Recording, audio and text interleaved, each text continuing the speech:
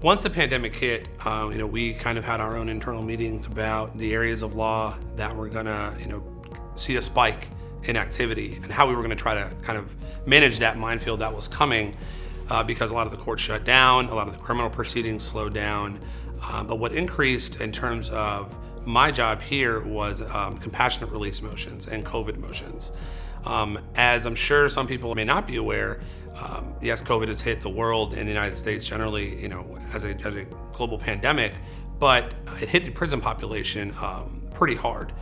And there were a lot of federal facilities that had significant numbers in the hundreds and thousands of people that contracted COVID, and there were dozens more that actually died from it.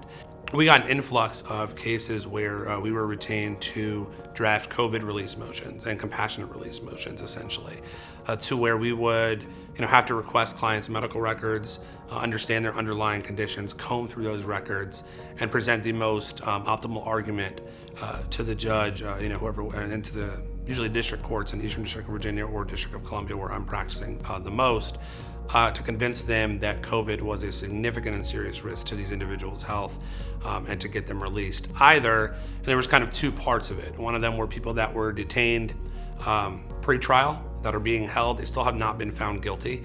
They're just awaiting trial, but it was determined that they were either a risk of flight or a danger to the community, so they were not allowed bail prior to trial. But they are innocent people as they are sitting there in jail and being exposed to this extremely dangerous virus. And so we were actually successful, especially in the beginning, of getting a few individuals, clients of ours, released on pre-trial compassionate release or COVID motions due to their serious health issues that some of them had.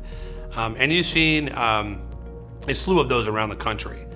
There was a lot of cases around the country where that was the case. A lot of people were actually released. And then you see it in some of the elderly individuals and older individuals that are being detained across the country with some of our clients to try to reduce sentences.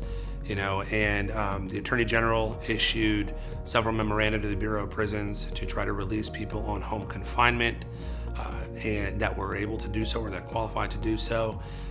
And in the white collar practice, a lot of times you're not dealing with the most violent of offenders, and those are the individuals sometimes that are the most qualified to get released early under home confinement under these kind of circumstances. And that's what we've been doing. That's one of the hot topics that we've kind of focused on in the past, I would say, 6 months, give or take.